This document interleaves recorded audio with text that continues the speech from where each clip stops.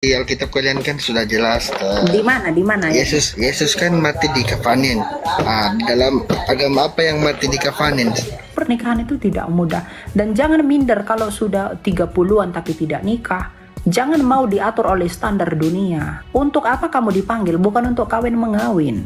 Ya, jadi hati-hati sebelum menikah. Gitu. Jangan ada masalah dikit-dikit cerai, apa-apa cerai. Ya, jangan seperti yang sebelah lah. Kalau bapak bunuh hewan dengan tujuan tertentu yang baik, itu silahkan. Di Alkitab kalian kan sudah jelas Di mana? Di mana ya? Yesus kan mati di kafanin. Dalam agama apa yang mati di kafanin? Kenapa? Yesus itu sunat. Kenapa kalian nggak sunat? Mau lihat punya saya gitu. Mau lihat sekalian gitu. Kenapa nggak sunat kalian? Yesus puasa, nggak puasa. Saya bingung gitu loh. Mereka kira kita nggak sunat itu gimana? Yeah. Memang sih ada ya. Jujur, karena kakak saya pun juga ada yang tidak anaknya tidak diizinkan sunat karena itu. Sebenarnya itu salah penafsiran. Karena apa?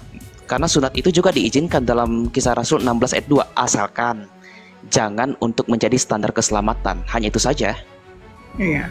Lanjut. Saya udah disunat kok, tapi tidak dipotong-potong ya, tapi dibaptis. Sunat Kristus. Ya. Kalau dipotong-potong itu bukan sunat saya. Ya, silakan. Mati di kapan gitu. Ya, saya bingung dan saudara muslim, kenapa sih dengan peristiwa tradisi orang Yahudi yang menggunakan pengkafanan seolah-olah disamakan dengan saudara kita yang beragama muslim. Seolah-olah muslim itu mengikuti tata cara Kristus. Padahal minta maaf nih Pak, dalam sejarah orang Yahudi mereka dikafani ya, itu disimpan dalam kubur. Nanti itu tulang belulangnya disimpan dalam oksuari. Minta maaf, pertanyaan saya, dalam tradisi Islam ada nggak uswari? Coba tunjukkan sama saya, ada nggak uswari dalam Islam? Wari yang ada. Pertama itu Pak. Kedua, tentang masalah tentang tata kuburan Yusuf. Apakah Nabi Yusuf menurut Anda itu dikubur menggunakan kafan lalu disimpan dalam tanah? Kenapa? Yusuf sendiri dalam kitab Kejadian itu menggunakan peti loh. Baca aja itu Kejadian 50 ayat 22 15 sampai 26 lah. Bahwa Yusuf itu dipeti. Walaupun ini tradisi Mesir, tapi Allah tidak melarang itu. Karena itu adalah suatu tradisi. Nah, kekristenan ini adalah pluralitas Pak. Sifatnya itu bukan tertuntut dalam suatu tradisi. Sama seperti Yusuf yang disimpan dalam peti. Orang Kristen juga disimpan dalam peti nggak bermasalah. Berarti kami mengikuti Yusuf.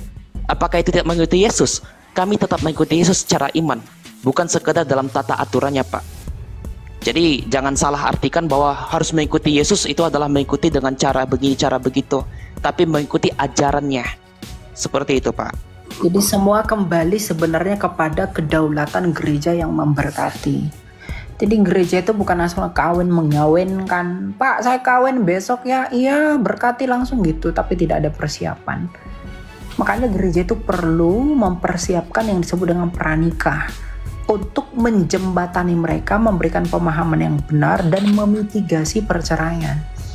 Perceraian itu perlu dimitigasi karena perceraian itu bencana. Mitigasi risiko itu perlu. Nah, jadi ya si gereja ini sebelum diberkati itu perlu memberikan pemahaman yang benar. Arti pernikahan apa, visinya menikah apa, panggilannya untuk bersatu itu apa, tujuan kedepannya bagaimana. Yang rohaniah itu perlu diselaraskan dulu. Ya, karena bukan lagi dua tapi menjadi satu. Si perempuan kembali kepada asal muasalnya, kepada laki-laki. Jadi itu yang perlu dicari. Jadi buat teman-teman anak-anak muda di sini ya, dan teman-teman kalau mau menikah tuh hati-hati ya. Kalau belum dapat visi kenapa kalian menikah bagi Tuhan ya, jangan menikah. Pernikahan itu bukan main-main. Itu kekudusan di hadapan Allah. Itu menjadi tanda kamu menggenapi beranak cuculah, Kejadian 1 ayat 28. Beranak cuculah dan berkuasalah. Itu mandat Allah yang Maha Kudus bagi kita, dan itu melalui pernikahan. Jadi kalau belum punya persiapan, belum punya preparasi yang bagus, kedepannya bagaimana belum tentu visi, itu yang buat pernikahan itu rusak. Pernikahan itu rusak karena apa? Tidak setia pada komitmen, atau bahkan komitmen nggak ada. Cuma karena tuntutan, ya sudah tua tapi tidak nikah, takut diejek dan lain-lain. Nah itu tuh yang bahaya. Dan gereja itu memang seyogyanya itu menjembatani itu agar mengerti arti nikah itu apa. Ya, saya ketemu dengan orang-orang hebat, ketemu dengan orang-orang yang menikah itu awet sekali. Kagum saya lihatnya. Relasinya luar biasa. Anak, ibu, istri itu waduh, teladan sekali. Yang memuridkan saya itu, guru-guru saya itu suami istri damai, tenang, gak pernah kecoh. Jadi mereka benar-benar jadi teladan dan bisa dicontoh. Gitu ya.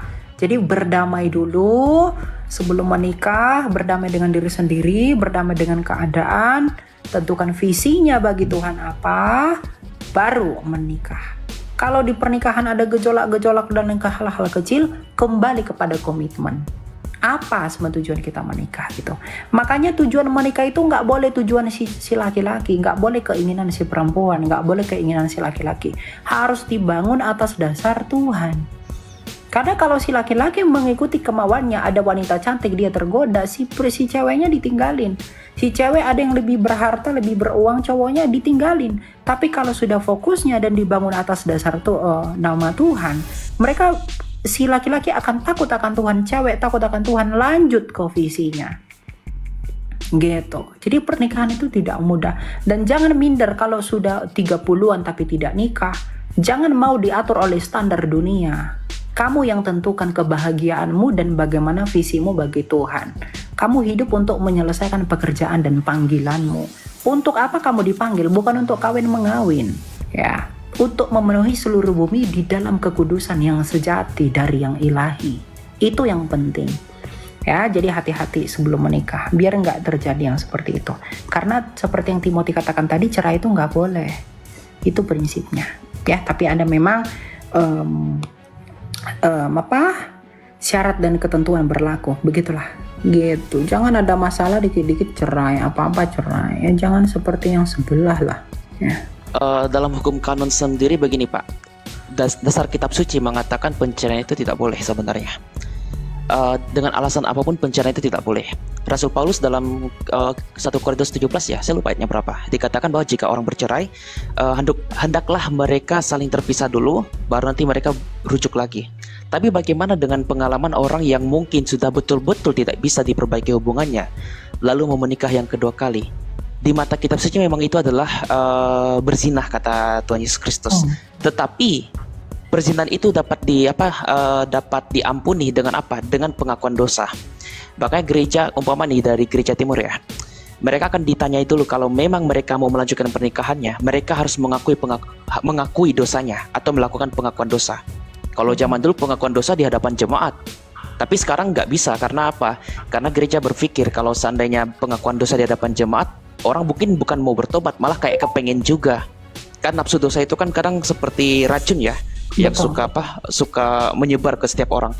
Jadi pengakuan dosanya di hadapan romo atau terhadap hadapan imam.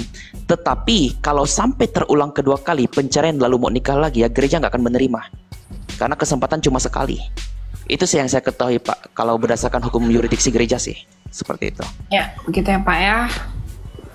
Saya mau tanya ini sering banget dapat pertanyaan. Dulu kan saya punya keluarga tuh backgroundnya kan orang Buddhis ya semua ya. Jadi terakhir ini saya lagi hobi tuh piara hewan kan.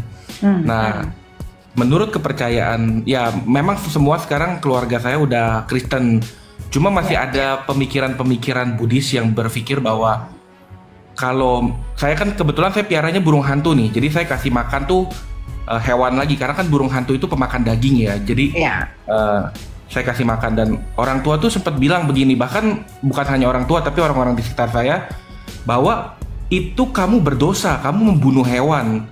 Nah saya bingung, kalau saya bisa kasih makan kangkung, saya kasih makan kangkung itu burung hantunya gitu. Tapi kan memang Tuhan ciptakan dia sebagai karnivor. Jadi saya nggak mau saya harus memberi makan tikus, saya harus memberi makan burung yang lebih kecil. Walaupun dalam hati saya juga kadang saya nggak pernah sih sebelumnya melakukan hal itu. Ada rasa sedikit kayak, aduh gue dosa nggak sih gitu. Kasih makan hewan dengan nyawa lagi, hewan hidup, terus dia mati dimakan sama piaraan saya gitu. Nah, itu saya mau tanya, apakah orang Kristen melakukan hal seperti itu, memelihara hewan dengan memberi makan hewan lain yang hidup, itu dosa atau tidak gitu, Kak Elia? Iya, Yang iya, penting iya. gini Pak.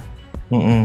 Kalau Bapak bunuh hewan dengan tujuan tertentu yang baik, itu silahkan.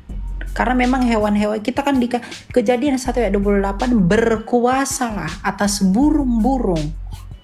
Semua yang ada, yang di laut pun kita itu berkuasa. Tapi tujuannya harus benar, jangan tujuannya merusak. Kalau Betul. Bapak tiba-tiba ada kucing tidak jelas, tiba-tiba lempar pala pakai batu lalu mati, itu tujuannya untuk apa? Untuk membunuh, itu berdosa itu. Ya, atau bahkan rumput-rumput Pak, tumbuh-tumbuhan yang diciptakan Tuhan yang begitu indah. Tapi dengan alasan tidak jelas Anda merusak itu hanya karena gabut-gabut, itu berdosa itu. Iya. Karena tujuannya nggak bagus. Tapi kalau tujuannya untuk hal yang baik, karena kita adalah mandatarisnya Allah di bumi ini, yang berkuasa atas bumi ini, boleh dilakukan. Yang penting tidak menjadi kesia-siaan. Gitu. Seperti kata Rasul Paulus ini, saya pikir berlaku dua arah ya pada hal ini juga. Tidak ada lagi yang haram bagimu, tapi tidak segala sesuatu berguna. Jadi tidak ada yang diharamkan oleh Tuhan, tapi nggak semua berguna. Nah, pertanyaannya, apakah itu berguna? Oh, ini kan kasih makan burung hantu saya, berguna, enggak apa-apa. Makasih, Kak. Ya, silakan Timothy, jawablah itu. Kenapa? Saya pun pertanyaan Bapak itu mirip ketika kami waktu SMA ya Pak. Jangan membunuh dalam Keluaran pasal 20. Ya Pak, siapa yang pernah membunuh di sini? Pernah Pak, saya pernah membunuh apa? Nyamuk Pak. Jadi gini, terkait dengan kasus pembunuhan dalam Keluaran pasal 20, itu konteksnya kepada manusia. Kenapa? Manusia diciptakan menurut gambar dan rupa Allah. Kejadian 1 ayat 26 sampai 27. Jadi ketika manusia merusak sesama manusia, berarti dia merusak gambar dan rupa Allah. Binatang itu bukan gambar dan rupa Allah, tidak ada. Kenapa? Binatang tidak memiliki sifat kasih sama seperti Allah memiliki kasih. Adapun ketika binatang itu saling melindungi ya, seperti dia menjaga anaknya, itu adalah suatu alam keberadaan hidup mereka. Apa ya kalau saya nggak salah? Naluri. Saya lupa nama. Naluri, betul. Tapi bukan kasih. Mereka tidak pernah mengenal kasih atau membalas kasih, itu nggak pernah. Tapi tentang masalah hewan sendiri, kalau Anda memberikan, itu tidak pernah ada aturan dalam Alkitab yang mengatakan itu berdosa atau tidak. Karena itu adalah ekosistem tentang kehidupan yang saling berkaitan. Ya, rantai kehidupan hewan, dan itu tidak pernah disinggung dalam kitab suci, Pak. Oke. Gitu loh. Jadi enggak masalah. Ya. Oke, Kak Elia, thank you banget itu udah menjawab. Thank you banget, Kak Elia. Oke. Makasih juga Kak Timothy. Thank you. Ya. Oke. God bless ya, blessings ya. Oke, God bless. Oke. Ya, oke.